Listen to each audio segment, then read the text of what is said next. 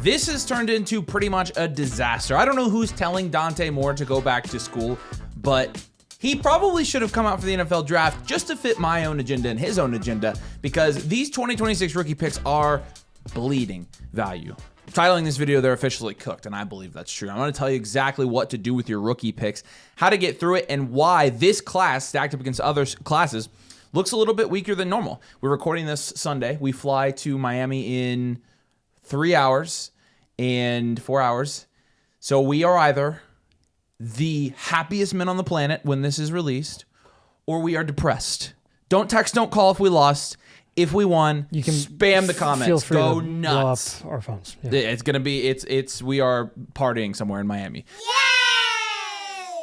Yay! So let's talk about this. This 2026 class just got a lot weaker, to be honest with you. It was already weak, but Dante Moore was at least like an elite upside quarterback who you were going to be able to take in the mid rounds or the mid picks of this 2026 first round rookie class. Him going back to school takes away another one of those prospects where actually it makes you a solid pick, and now you're just left with a lot of bad. And I just want to look at the Z scores in the bakery. If you don't know what a Z score is, it's basically the distance between the mean, how many standard deviations away from the mean a player's overall ranking is in the bakery. Okay, and so when we're looking at this, it's a good way to tell us and compare different classes and see how strong is this class compared to other classes. And we actually have a fun little table, courtesy of Ryan Bread, shout out Ryan, where he has taken the Z scores of each of the top 3, top 6, top 12, top 24, top 36, and top 48. So all the way from the top 3 to the full 4 rounds of rookie drafts in the last really 11 years since 2015. 12 years, including this year. And here's the thing. When we're looking at the Z-score data here, the top 3 rank 11th of those years. The top 6 ranks 11th of those years. The top 12 ranks 12th of those years. The worst top 12 from a bakery analytics perspective that we've had on record since 2015. That was before we even did this. 11th, the top 24, 9th, the top 36, and 10th, the top 48. What does this mean? It means that analytically the class is very weak. It does not stack up well against other historical classes. And again, this is the worst top 12 from an analytics perspective we have seen on record since 2015. This class does have a little bit of room to grow analytically because we are being fairly conservative with our 40 times when we are putting them into the bakery, which does have an output on the score. However, I do think we are being optimistic in a lot of cases as well. And I think when you average this out, it's probably at least going to be 11. I think it can only probably jump one spot. This is, no matter which way you frame it, an analytically weak class. You also have other guys going back to school. Justice Haynes, Eric Singleton, Hollywood Smothers. All of these guys going back to school in the NIL era means this. This year's first round is not as good. This year's second round is atrocious. But we're going to talk specifically. That's lazy analysis. Coming out and saying, hey, this year's class sucks is not good analysis. It's not enough. It's not necessarily true. And we're going to talk about each really range of this year's class and this year's picks and what to do with all of them. And so I think, we're talking about the bakery Z score. I think when I'm comping this class to any class, I want to take a look at the 2016 Dynasty rookie class, okay? So when you're looking at the analytical profiles for the 2016 Dynasty rookie class, the 101 in that class with a 97.8 overall grade was Ezekiel Elliott in the cornerstone tier. Obviously a big hit for Dynasty fantasy football owners in 2016.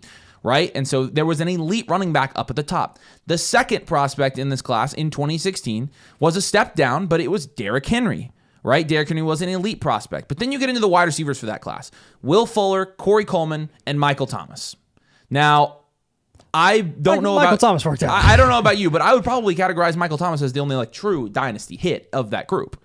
Hunter Henry, probably not a true Dynasty hit. Tyler Boyd, probably not. Kenyon Drake. Tyler Boyd he was very relevant for a while. But he wasn't like a first. I don't think he was ever worth like a mid-first after he got drafted. What do you think? I don't know. That was a long time ago. And Tyler Boyd was good for those couple years, but he was always kind of he took a couple years wide receiver 3 there, even when he was good. Kenyon Drake, which he went up and down in an event, it really didn't materialize into anything. Jared Goff obviously did. Carson Wentz did. He had some serious dynasty value.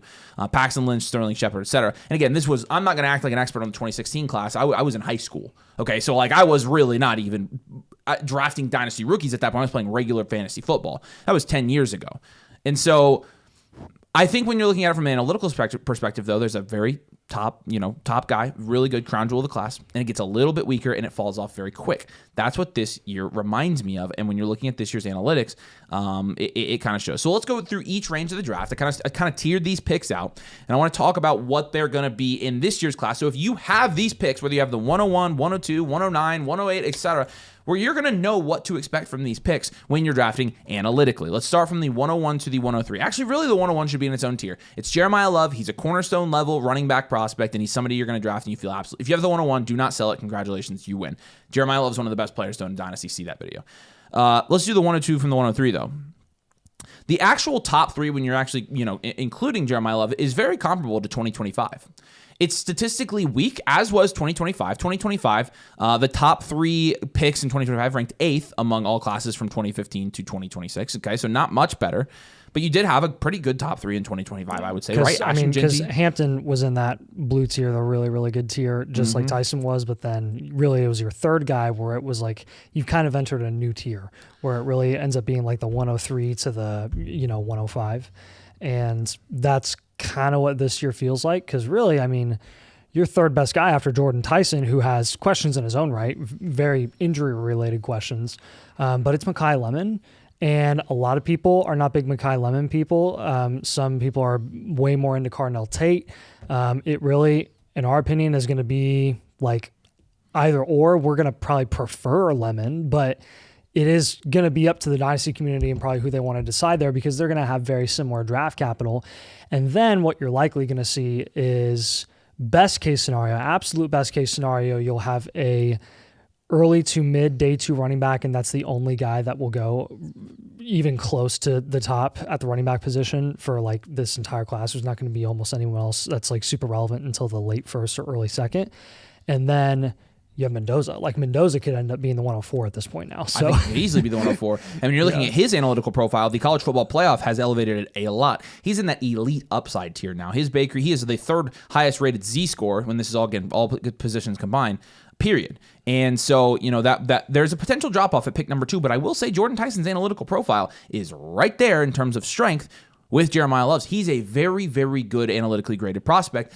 Of course, there's a lot of risk baked into taking Love this year. There's injury risk baked into Tyson. There's injury risk baked into that. And so even Tyson, who's probably the best analytical wide receiver and the second best analytical player in this class by far, has a huge question mark or has huge question marks that we have to consider here. And so that 101 to 103, again, not the strongest, but I don't think this is by any means. Like if you have the 102, 103, those aren't picks where I'm like, yeah, you have to sell those off your roster right now. No. We're telling Dynasty teams to hold their 102 and 103. Yeah. It's fine. You can select Tyson. Worst case scenario, you're getting one of Lemon or Tate. But let's talk about the 104, the 105. Yeah, because this range is where it gets a little bit hairy, and I think the testing at the combine and what we hear with just like mock drafts, professional scouts, all the buzz and all that stuff, I think is going to help us determine who really is going to settle in this range. But again, I already mentioned that essentially wide receiver 3, which is probably Cardinal Tate. I think Cardinal Tate could be the wild card, while Cardinal Tate is getting a lot of like dynasty buzz at the moment, and some really solid mock draft buzz. It's kind of up in the air with him right now, and admittedly it is with Lemon. Beyond that, you've got your tight end 1 and your QB1 in Mendoza, and what we would project to be Sadiq, and everything else outside of that is just a complete unknown. Like we're being optimistic saying that there's going to be a early to mid day 2 running back who's going to get a decent enough landing spot where he's actually going to go in the early to mid first round. And that would be one of Jadarian Price or Jonah Coleman.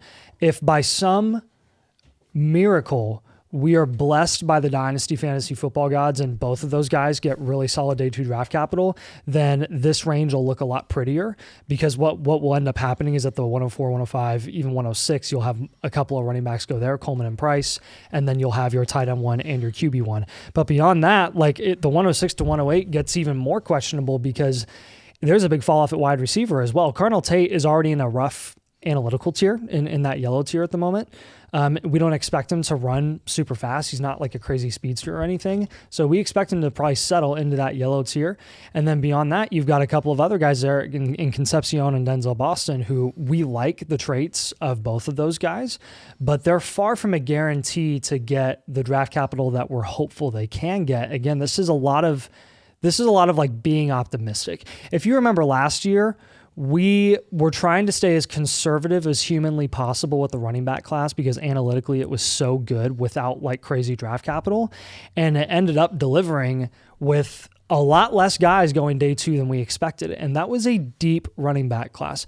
And at wide receiver, it wasn't as strong, but there ended up being more wide receivers who went than we expected. So again, we're hoping that Boston and Concepcion can go like late first.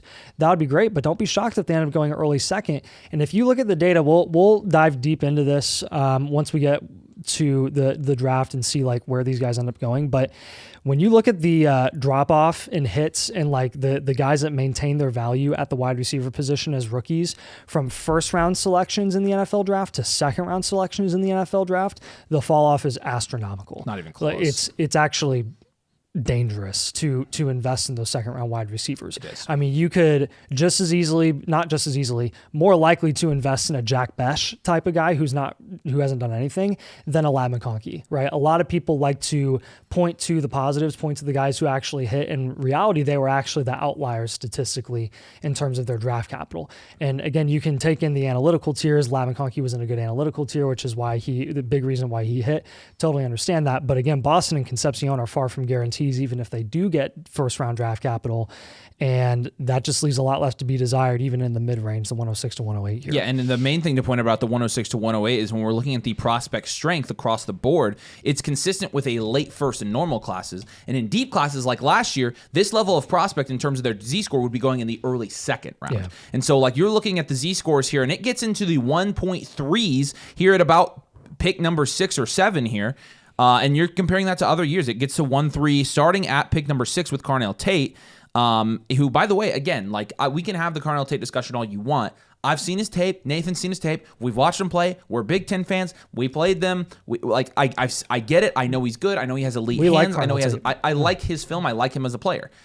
We're not here to just blow smoke up your butt and tell you everything that everybody else is telling you in the Dynasty community. Oh, Carnell Tate's a dog. Carnell Tate's a dog. No, we don't do that. We actually try to put some process behind our madness here, and the process is telling us that his analytical profile is not as good as some of the other receivers, and it's definitely not as good as where his NFL current projected draft capital is. You can do with that information what you want. For us, it's concerning because we have pretty darn good data that Carnell Tate is in a tier where it's going to be very tough for him to hit as a wide receiver 1 or even a wide receiver 2 as a wide receiver in fantasy football. But I know his tape is good. So we're not out here dogging on Tate, and we're not out here, we're Tate haters. The Tate hate is crazy. No, we're telling you his analytical profile. We don't tell the analytical model what to think. We don't tell the bakery what to think. It's numbers, it's stats. So you can get mad all you want about Tate. I like his film. I think he's going to be a good NFL wide receiver. I don't think he's worthy of a top 5 pick. I think his analytical profile raises a ton of red flags, even playing in a wide receiver room with Jeremiah Smith, where that is accounted for in his analytical profile. I'm just telling you that right now.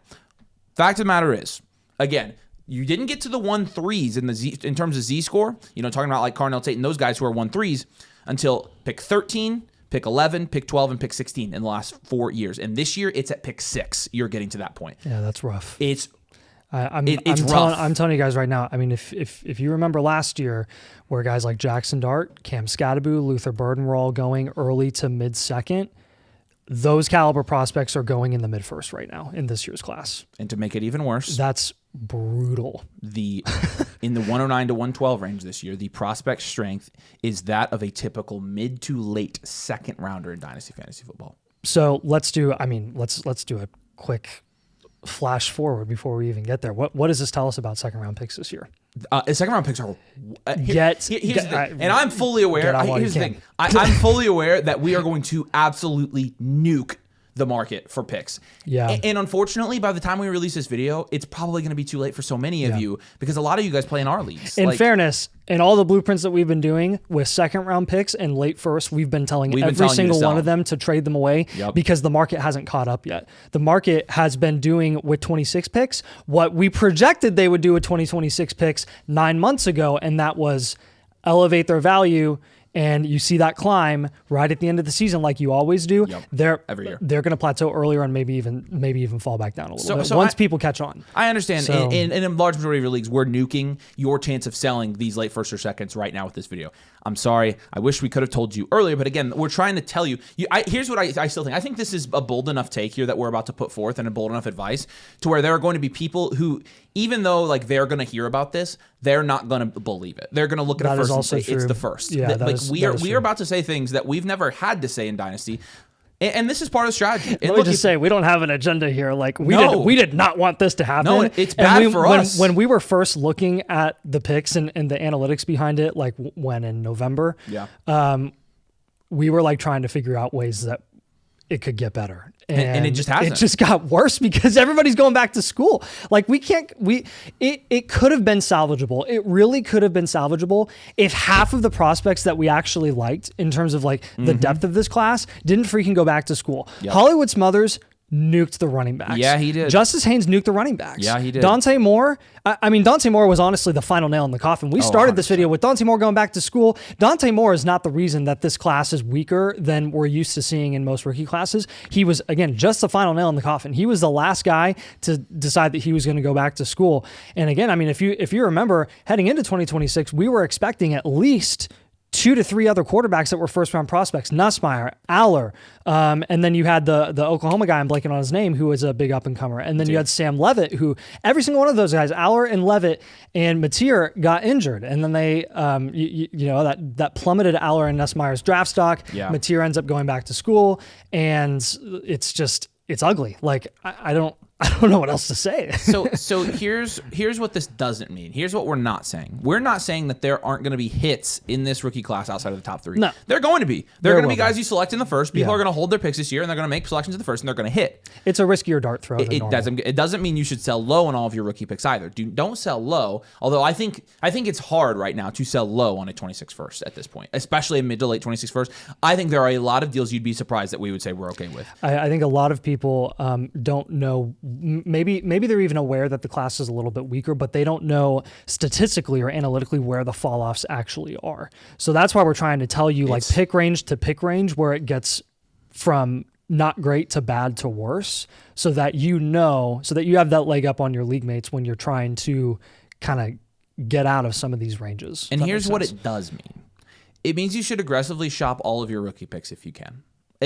Really, with the exception of the 101 and maybe the 102 and the 103, all the rest of them should be shopped pretty aggressively. It does mean that hits are going to be much harder to find and occur at a much lower rate in the first round in 2026. It doesn't mean they won't hit. It means they're going to hit at a lower rate. Yeah. That's really what we're saying here. And so now we're going to get into specific advice of how to sell your 2026 picks, because people are still doing it. Trust me, I asked a prompt in our Discord for all of our domain mother flockers, hey, I need all your picks with rookie, or all your trades with rookie picks in it. And I got back trades where I didn't really see a trade I didn't like. Guys on the Discord are killing it right now. And so we're going to tell you how to sell your 2026 picks. And the best way for us to do that, honestly, is to take a look at your specific team, because each team is different. Each league is different. Your pick situation is different. And so we do this and we tell people, hey, you sell your seconds, you sell your late first, you up tier with your first, you come to us with your trades and we help you out. And that really is the best way for us to help you. And so if you want to come join the site, you want to get on the Discord where other people are selling their picks, if you want to get a team blueprint from Nathan and I, where Nathan and I look at your team both personally, and we tell you, hey, this is what you should do with your rookie picks. This is what you should do with your roster. You can come get it if you join the site as a domain mother flocker. With the annual tier, you also get the infinite blueprint. You're going to get the bakery. I'll put the Z scores that we're talking about in this video up on the site so you can see that. So everything you possibly need. But again, it's a team by team, league by league basis. And so again, the best advice we can give you is one-on-one advice. You get one-on-one advice long after you ever get the blueprint from us, because we're genuinely trying to help you win. And so you can come and again, we can take a look at your team. I got the link in the pinned comment, annual mother flocker tier with code domain. We'll get you that free team blueprint, and it's going to get you all the advice past that you're going to need to win this year's rookie draft. How should you sell your 2026 picks? Number one, you should use them to up tier and get foundational and cornerstone pieces. Non-top 5 first, really non-top 3 first, but we're going to be conservative and say non-top 5 first should be viewed as throw-ins in this year's class. They still carry a lot of value as first-round picks. But in reality, again, what are we looking at for these mid-first? Like I said, the 106 to 108 has a prospect strength in terms of Z-score analysis consistent with a late first in normal classes, a second in deep classes. This year's 106, 107 would be going at the 202, 203 in last year's class. Again, when you start getting into the second-round pick prospect strength here in the mid-first, those are essentially throw-ins. I mean, Barton would be easily going at the 106 this year. Now, I'm not saying to just exactly. That is very true. You don't read this the wrong way. What I'm not saying to do is throw your 26 first in trades and don't get anything for them. People are still going to value. A lot of people are still going to value first as first because they're picks. So you are going to get the maximum value out of that pick. But in your mind, if you're trading away a first that is not top 5, it should not matter to you. You use them to get deals done. And again, one way to do that, up tier and get foundational and cornerstone pieces. Again, Nathan and I can look at your team and tell you which ones you should target, which position you should target foundational and cornerstone pieces at. But how many times have we told people to use their mid-late first plus a player to go up tier and get an elite cornerstone or elite foundational player for their flex spot? Often, I mean, every non-hard rebuild. Every non-hard rebuild we're doing right now, we're telling people to do that. So it's team dependent, but I love using them to up tier to get foundational and cornerstone pieces. Yeah, I mean, I think, again, just one important thing to note here, the reason we are telling you guys this now in January and not when, hey, this could be a concern back in September, October, is at that point, nobody freaking knew. The 2026 first, or the 2026 general first, was a future asset. Now it is a current asset. And what Avery is saying when we're saying like, hey, some people will still view the first as a first, they still view it as an asset that you can get rid of production for as a reload or a rebuild and get a rookie that could hit. And they still view it as a future asset type of acquisition. When in reality, the players are now starting to be paired with these picks because they're like, we're in that year, right? 2026 is now. It has become a current asset, and it has already, for a lot of the picks, because of lack of the depth of class, have reached maturity earlier than expected. So people are going to catch on. That's very, very important to note. So keep that in mind, especially you contenders. Like when you are looking to shop your picks, and yes, we're telling you right now officially, like contenders, sell your picks for players that you can flex in 2026. Why are we saying this for almost every single contender? 9 out of 10 contenders do not have a top 3 pick unless they're working their league, and at that point they're an enhanced value or an elite value, and they can do whatever they want. More often than not, a contender has a later pick in their rookie draft because they were successful last year. We expect them to be successful this year in a playoff contender. You should be taking all of those. You should be taking those picks that you have and going and getting a guy that you can flex, because I'm just telling you right now where those lower, mid, and then later firsts are being priced currently. We're going to give you some trade examples here of like the types of players that are in that range. You're going to get so much more production output this season, and it's guaranteed production output rather than risky, non-guaranteed, less guaranteed or less promising than normal production output from the guys that are going to be going there. So there's a direct correlation when you get down to if the mid first this year are players that are down in the yellow tiers of the bakery for each positional bakery in a database that we're looking at. It's 50-50 at best. It's not even. It's going down is what I'm saying. It is Your going hit down, rates are actually lower this year in the mid first. Dramatically lower than they were last year. I was talking about the yellow tier. I know. It is an odds game, man. It's an odds game. And statistically, the odds are worse this year if you're making your mid to late first round picks. Rebuilders should be selling their mid or late picks for upside players or veterans that they can flip in 2026. I would much, if I'm a rebuilder and I have a late first, I know we've been telling rebuilders, package your first together. You guys can attest this. Package your first together, move up. Package your first together, get a proven player. Send your first for a proven player. But if I'm a rebuilder, I would even go this far. I would much rather, as a rebuilding team, buy a veteran to flip midseason, because you are better off from a value upside perspective buying low on a veteran in January when we are 8 months away from the NFL season and flipping them to a contender than holding the pick and taking a shot on a rookie in the mid to late first that is statistically more unlikely to hit this year than we've seen in the last 12 years. You are better off taking a proven veteran and flipping them. So either upside players or proven veterans. Top 3 firsts should be held as rebuilders, and top 5 firsts still have some value. So again, we're being conservative. Obviously, there's room for the class to improve into the top 5, but really when you look at this, there's almost no way to frame it where the class improves out to like top 6, 7, 8. I don't think that's happening. I really don't. You would really have to paint the most perfect analytical picture possible for this to happen in the it's not going to happen. And so rebuilders, again, should be selling their mid to late picks for either upside shots or veterans, and then they should be holding their top 3 picks, and then top 5 picks, you should be very careful about selling. Yeah, and here's the fun thing about Dynasty is it's always a value game. So while right now in January, we're telling you to make these types of moves and get out in these certain ranges of your 26 first and seconds, that doesn't mean that the rookies affiliated with those picks, the prospects, the players that turn into players after they are selected in your league post NFL draft, it doesn't mean you can't end up getting them at a way more significant discount later on in the season, right? This is all about playing the market. I bet you $1 million that by the time we get to draft day in April, people start realizing how rough this is going to be. They're forced to take who they have to take wherever they're drafting in this class beyond the top 4 to 5 or 6 at best. And the value of all those players, once the picks are all selected, they just become those players. And then they're gonna fall a little bit. And then once that happens again, we're going to have this conversation all over again and say, here are the price points at which we're okay that you invest in this player, that prospect, this guy. So keep that in mind. But when you are making trades for firsts, make sure when you're getting those like late first back in trades, make sure that you're valuing them as seconds. I know that's going to be really difficult to do in a lot of leagues where they are valuing them as first, but try to, if you're on the receiving end of getting late 26 draft capital, because there are occasions where it's okay that you can get that pick over a player. Let's say that your league as a whole is even lower on the 26 class than we are. That's possible, and we've seen that before. Then maybe you just take the late first and you say, hey man, I mean, this is analytically based on the Z-score analysis, like these are where there's these late first stack up against the previous classes that we've seen. Try to get those priced as seconds, and then you can end up getting a really good bargain for the ranges that, again, we're not even that high on, but from a value perspective in your league economy, you're actually getting a pretty solid deal. Another thing you can do with your picks is move them straight up for players that have a defined role and situation with fantasy upside relative to the value of the picks. That creates a pretty low bar in terms of when we're selling our 2026 firsts here.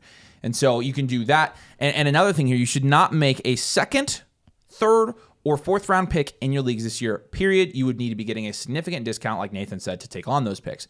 But in terms of how we are approaching our draft strategy this year for rookie drafts, I'm not making a second round pick. My seconds are gone. My thirds are gone. My fourths are gone. The second, third, and fourth round of this year's class is garbage. Historically garbage compared to the last couple of years. There's no way around it, guys. It's numbers. I'm not just pulling this out of my butt and saying, oh, I hate this class. I don't like the players.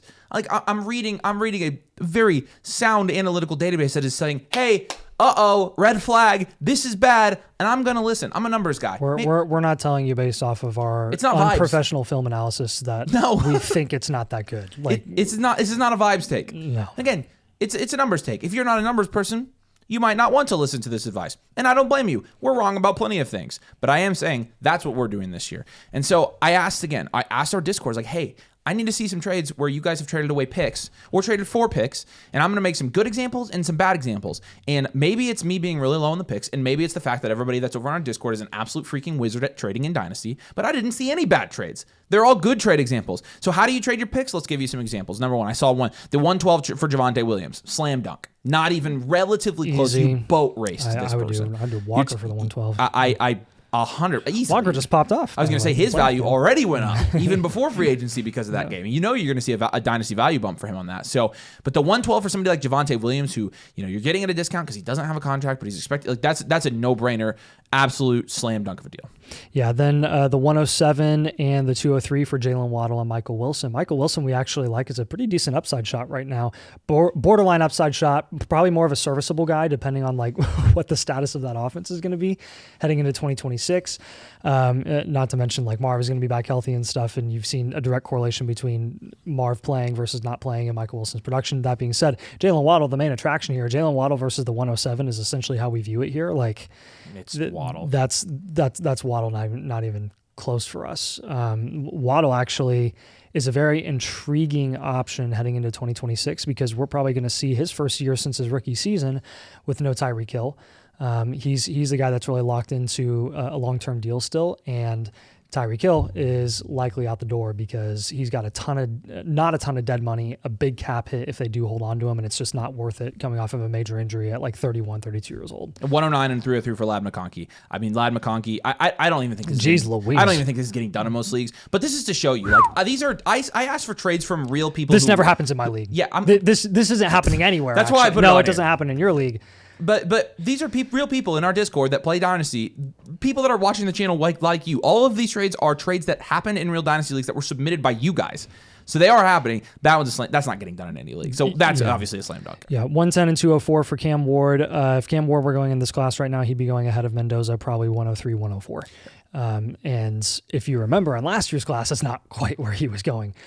This is easy for us. Yeah. Cam Ward, again, I could spend forever with a Cam Ward take right now. You don't have to. As a Dynasty investment, you just take Ward over the pick. Easily. So. Four mid to late seconds and Giddens for Kenneth Walker and Ricky Pearsall. I don't even like Ricky Pearsall, but you just threw together 4 seconds, which I view as worthless in this year's class. 4 seconds is nothing.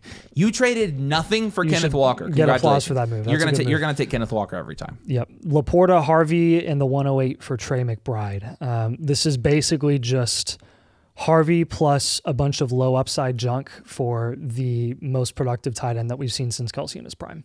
There's no way around. Like Laporta and McBride don't compare. The 108 this year is equivalent to like a mid-late second in normal classes. The 106 and the 201 for James Cook, that's crazy. The 108 and Tootin for James Cook, that's crazy. You're buying low on James Cook, a good dynasty house. Yeah. Again, you're taking these mid-first and trading them for guys with proven situations, proven roles, proven talent. That's the way to do it. Now, this one is an interesting one. I think a lot of people are going to want to focus on this one, the 105 for Rome Odunze. I think it's a great trade. 10 times out of 10, we're taking Rome Odunze, and we have a lot of questions and a lot of concerns about Rome.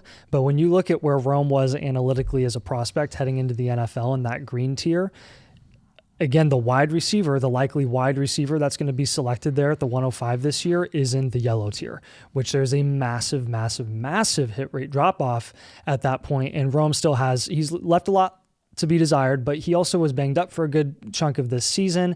And not to mention, it's very crowded there. We probably have, hopefully, fingers crossed, DJ Moore out the door this season or this offseason, but he still has a lot of upside and opportunity in a Ben Johnson offense. The 109, CJ Stroud and Blake Corum for Jalen Hurts.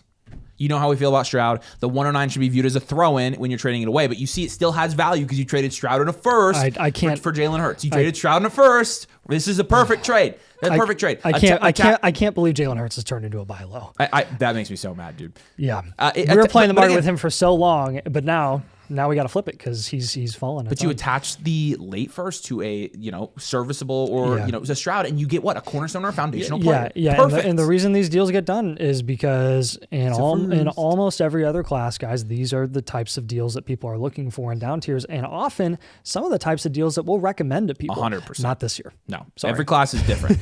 and this is just proof. People say, oh well, they have to say every class. They say every class is good. It's good for business. When this is walking proof that we do not. We do not. The 204 and Luther Burden from Marv. I like Luther Burden. This is perfect. That you're paying. This is Luther Burden for Marv straight up. And I would just take Marv. The 204 is nothing this year. It is nothing. Of course, you shouldn't trade it away like it's nothing, but when you're using it to up tier to a higher upside player like Marv, you're using it as something. You're taking Marv here every single time. The 110 Javonte Shakir for Devon Achane. Are you kidding me? The 110 and DK for George Pickens. This is essentially valuing the 110 where it was priced last year with DK where he was priced before the 2025 season and getting Pickens in exchange for where he was priced like in the middle of the 2025 season before he ended up being like a top 3 round pick, but great deal as a whole. And I didn't even go through and cherry pick these trades. I literally went down in the order they were submitted and I wrote down every trade we got. These are the trades that are happening for picks. Now I guarantee you they won't happen after this video, but I can tell you this.